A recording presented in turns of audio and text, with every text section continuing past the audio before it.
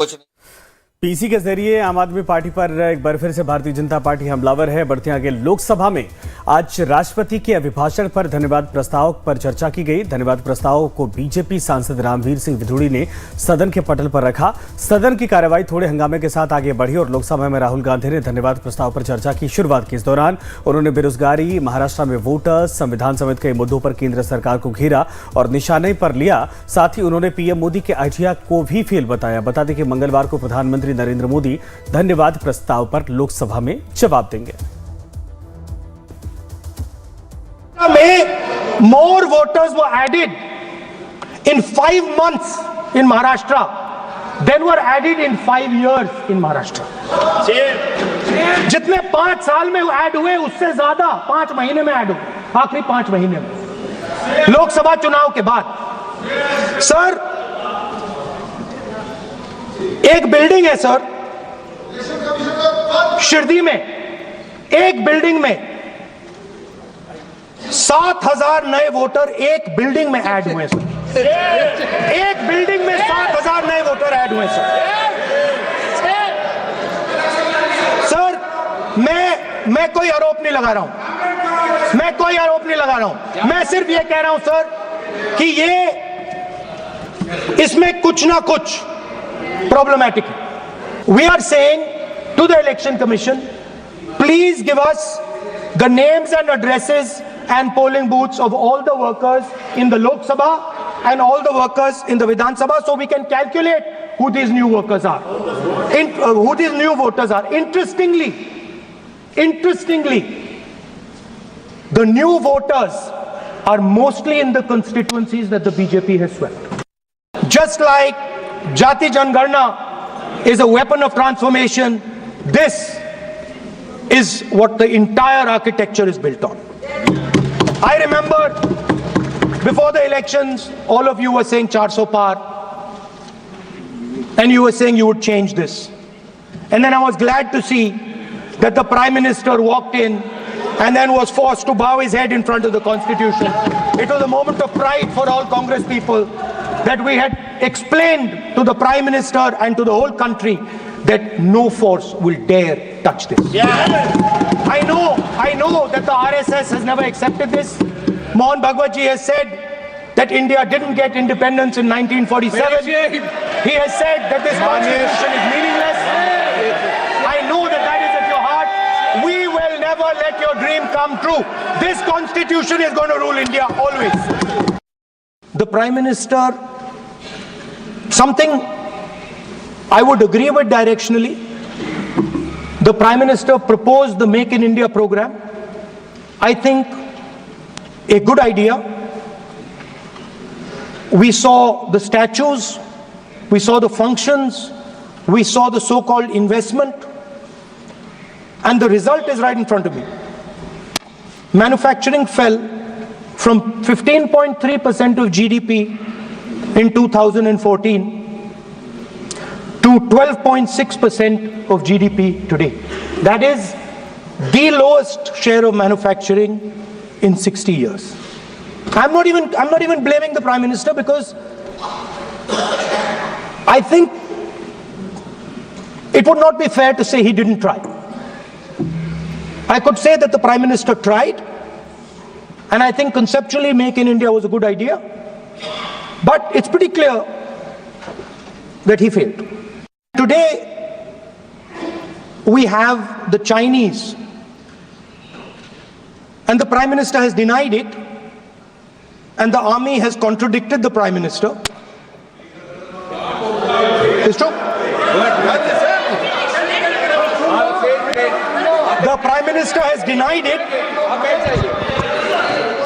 The Prime Minister has denied it, and the army has disagreed with the Prime Minister that China is sitting on 4,000 square kilometers of our land, of our territory.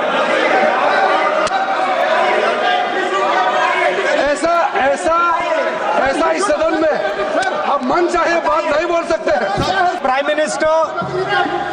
The Prime Minister has denied that Chinese forces are inside our territory, but for some reason our army keeps talking to the Chinese about their entry into our territory, and our chief of army staff has said that the Chinese are inside our territory. This is a fact.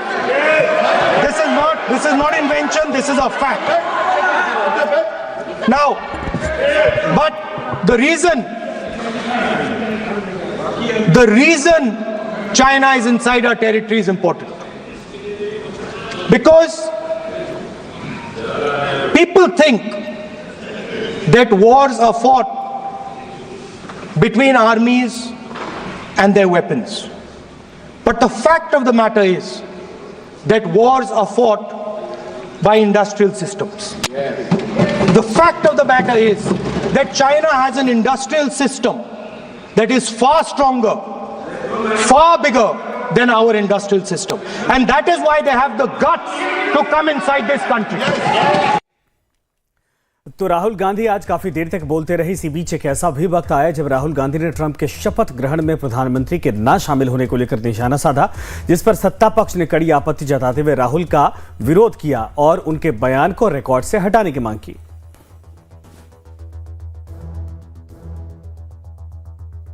We talked to the United States.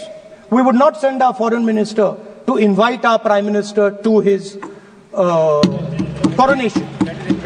We would not send him 3 or 4 times, please invite our prime minister. Because if we had a production system and if we were working on these technologies, the American president would come here and invite the prime minister.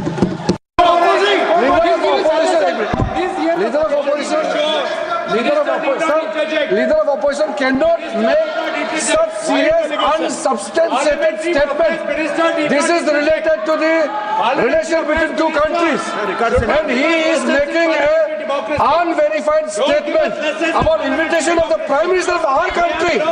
Is matter of our territory. How can you make such kind of statement? He is leader of opposition, sir. He should be responsible in making such statement. तो खुशबू हमारे साथ इस वक्त हमारे सहयोगी जुड़ गए हैं। खुशबू, आप लगातार कांग्रेस को कवर करती हैं और इस बात को समझती हैं कि राहुल गांधी जिस तरीके से उन्होंने आज कहा है उसको लेकर चर्चा इस वक्त हो रही है। सदन के भीतर राहुल गांधी के बयानों को लेकर सत्ता पक्ष विरोध तो कर रहा है, लेकिन राहुल ने जो कुछ कहा है उसको लेकर रिएक्शंस क्या है? देखिए, तमाम ऐसी चीज़ें कहीं आज राष्ट्रपति के अभिभाषण पे चर्चा जारी है सदन में, और इसको लेके आज राहुल गांधी की स्पीच थी। तमाम ऐसी बातें कही राहुल गांधी ने जो एक बार फिर से उनको विवादों में लेके आके खड़ा करती है। चाहे वो अमेरिका को लेके जो विदेश मंत्री का दौरा हुआ तो वहाँ जाके उन्होंने ये बात कही कि विदेश मंत्री जाके कहते हैं कि वहाँ पे हमारे प्रधानमंत्री को इन्वाइट करिए अपने शपथ ग्रहण में। चाहे वो बात करी जाए चाइना को लेके कि चाइना मैन्युफैक्चरिंग में आगे है, तमाम ऐसी चीज़ें कहीं। हालांकि सबसे ज़्यादा विरोध जो इस बात को लेके सत्ता पक्ष ने किया कि जो उन्होंने अमेरिका को लेके कहा, उस बात को लेके थोड़ी देर में प्रेस कॉन्फ्रेंस भी करने वाली है बीजेपी, और प्रेस कॉन्फ्रेंस करके उस चीज़ को एक मुद्दे के तौर पे उठाया जाएगा कि बार बार, और आरोप ये भी लगाए जा रहे हैं कि बार बार राहुल गांधी इस तरीके का अपमान करते हैं देश का और देश के प्रधानमंत्री का। विदेशी दौरों पर जाते हैं तो ऐसे बयान देते हैं, और अगर देश के अंदर की बात करें तो भी ऐसे। लेकिन इस पूरे स्पीच में कई ऐसी चीज़ें थी, कई ऐसे अहम मुद्दों पे बातचीत की। राहुल गांधी ने कई ऐसे अहम मुद्दे उठाए। चाहे उन्होंने इस पूरे स्पीच के अंदर एक इंटरेस्टिंग बात ये भी थी, उन्होंने अपनी सरकार यूपीए की सरकार पे भी सवाल उठाया। उन्होंने कहा कि जो बेरोजगारी का मुद्दा है देश के अंदर वो सबसे ज्यादा घातक है, और वो उस मुद्दे को दूर करने में वो यूपीए सरकार भी फेल रही थी और एनडीए की सरकार भी फेल है। जब उन्होंने यूपीए का जिक्र लिया, सब लोगों का ऐसा रिएक्शन था, हक्के बक्के से रह गया यूपीए का। लेकिन खुशबू, आप हमारे साथ बने रहिए। बिल्कुल सही आपने कहा कि अपनी सरकार यानी यूपीए सरकार पर भी उन्होंने बोला, और एनडीए सरकार पर भी कहा कि जिस तरीके से उम्मीदें थी उससे पूरी नहीं कर पाई है। लेकिन बड़ी खबर इसी बीच है, राहुल के बयान पर विदेश मंत्री ने आपत्ति जताई है। एस जयशंकर ने कहा कि राहुल का बयान राजनीतिक है। मैं अमेरिकी विदेश मंत्री से मिलने गया था, जयशंकर ने कहा है। राहुल का बयान विदेश में देश को नुकसान पहुंचाता है। राहुल के सदन में दिए गए बयान पर विदेश मंत्री एस जयशंकर की भी प्रतिक्रिया सामने आई है। उन्होंने ट्विटर हैंडल पर इस बयान पर आपत्ति जताते हुए कहा कि मैं बाइडेन प्रशासन के विदेश मंत्री और एनएसए से मिलने गया था। साथ ही हमारे महावाणिज्य दूतों की एक सभा की अध्यक्षता भी की। मेरे प्रवास के दौरान आने वाले एनएसए पदनाम से मुझसे मुलाकात हुई। किसी भी स्तर पर पीएम के संबंध में निमंत्रण पर चर्चा नहीं की गई। ये सर्वविदित है कि हमारे प्रधानमंत्री ऐसे आयोजनों में शामिल नहीं होते हैं। वास्तव में भारत का प्रतिनिधित्व आमतौर पर विशेष दूतों द्वारा किया जाता है। राहुल गांधी के झूठ का उद्देश्य राजनीति हो सकती है, लेकिन वो विदेश में देश को नुकसान पहुंचाते हैं। विदेश मंत्री ने और कुछ क्या कहा, आपको बता दें कि विपक्ष के नेता राहुल गांधी ने दिसंबर 2024 में मेरी अमेरिका यात्रा के बारे में जानबूझकर झूठ भी बोला था। यह भी बात उन्होंने मेंशन की है।